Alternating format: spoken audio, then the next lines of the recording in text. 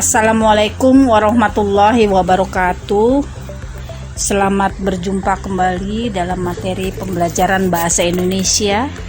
Kali ini kita masih membahas tentang teks prosedur, yakni pada KD 3.2 menganalisis struktur dan kebahasan teks prosedur. Lalu 4.2 mengembangkan teks prosedur dengan memperhatikan hasil analisis terhadap isi, struktur, dan kebahasaan. Tujuan pembelajaran materi kali ini adalah peserta didik diharapkan mampu menganalisis struktur dan kebahasaan teks prosedur dengan tepat. Yang kedua, peserta didik diharapkan mampu mengembangkan teks prosedur dengan memperhatikan hasil analisis terhadap isi, struktur, dan kebahasaan dengan tepat.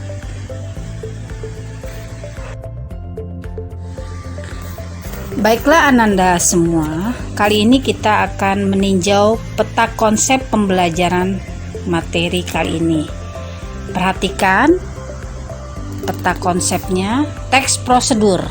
Pertama, kita akan mempelajari menganalisis unsur-unsur teks prosedur, lalu kedua mengembangkan teks prosedur.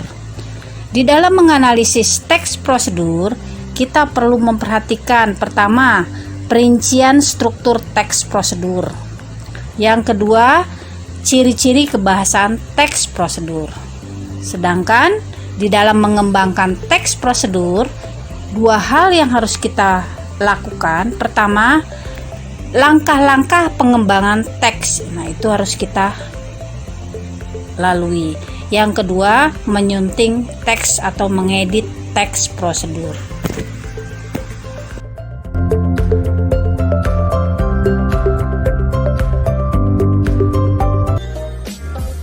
Tiada hari tanpa kegiatan, mulai dari belajar, membantu orang tua, beribadah, berkendaraan, bergaul dengan masyarakat, maupun beragam kegiatan lainnya. Nah, kegiatan-kegiatan itu akan terlaksana dengan baik dan bermanfaat apabila kita melakukannya dengan benar, bukan? Untuk itulah kita memerlukan sejumlah petunjuk. Nah, ada berbagai macam sebutan untuk petunjuk. Antara lain ada yang menyebutnya dengan kiat, tips, resep, cara jitu, dan lain-lain. Namun dalam hal ini sebut saja semua petunjuk dengan istilah prosedur. Penting sekali bagi kita untuk mempelajarinya agar kita dapat mudah dalam memahami atau bahkan bisa membuatnya.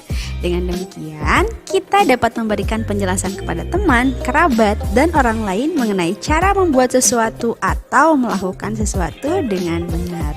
Maka dalam bab ini kita akan mempelajari teks prosedur sebagai pemandu.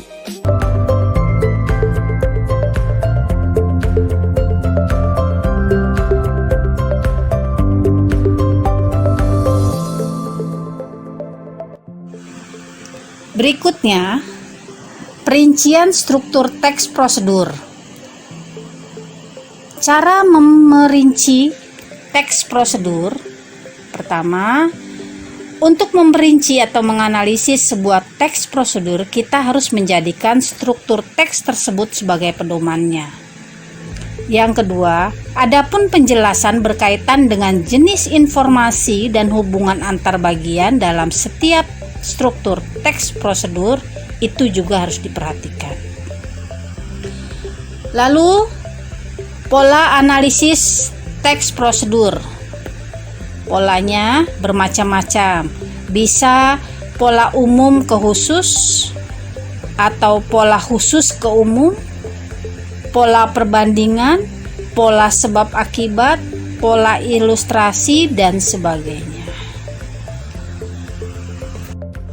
Selanjutnya, ciri kebahasaan dari teks prosedur. Cirinya atau karakteristiknya, pertama kalimat perintah, adanya kalimat perintah. Misalnya, carilah informasi dengan sebanyak-banyaknya. Atau potonglah dengan bentuk dadu. Nah, itu kan termasuk dari kalimat perintah. Lalu kata kerja imperatif, yaitu kata kerja yang menyatakan perintah, keharusan atau larangan. Misalnya bentuknya ditandai oleh bentuk akhiran kan, i, dan lah. Lalu konjungsi penjumlahan, yaitu kata penghubung yang menyatakan urutan kegiatan seperti dan, lalu, kemudian, selanjutnya.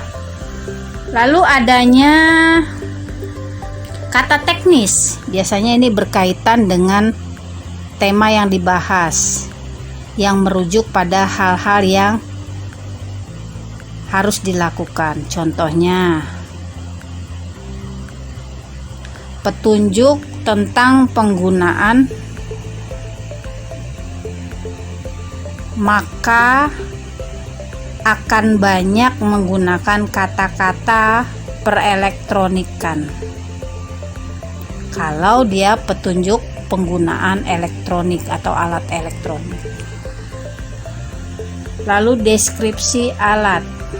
Contohnya, apabila prosedur itu berupa resep atau petunjuk penggunaan alat, maka akan digunakan gambaran terperinci tentang benda atau alat yang dipakai, termasuk ukuran, jumlah, dan warna.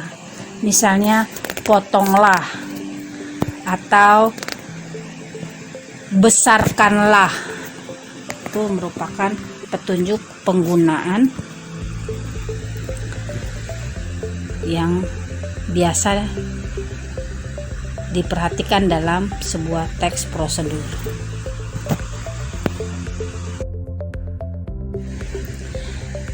Selanjutnya, mengenai langkah-langkah pengembangan teks prosedur.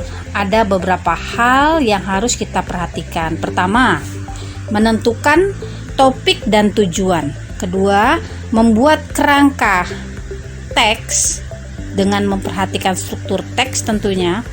Ketiga, mensistematisasikan kerangka dengan mencari informasi yang dibutuhkan. Jadi kerangka tadi kita susun dengan mengurutkan informasi yang dibutuhkan.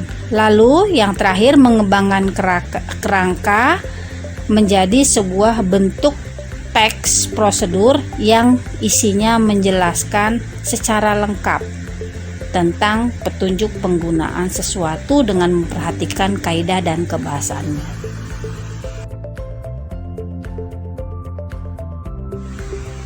Berikutnya, menyunting teks prosedur atau mengedit teks prosedur.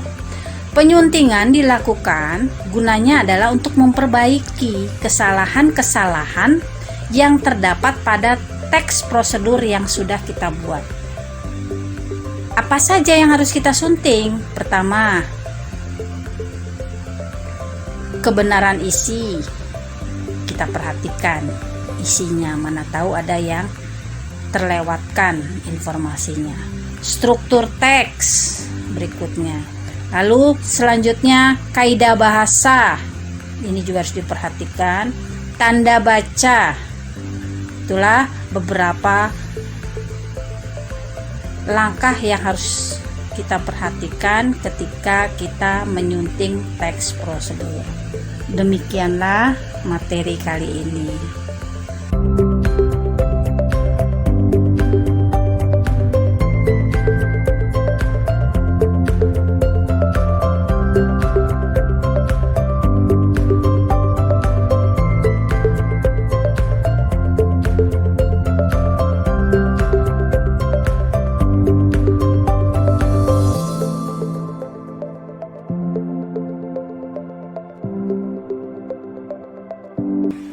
Sekian materi pelajaran kita kali ini.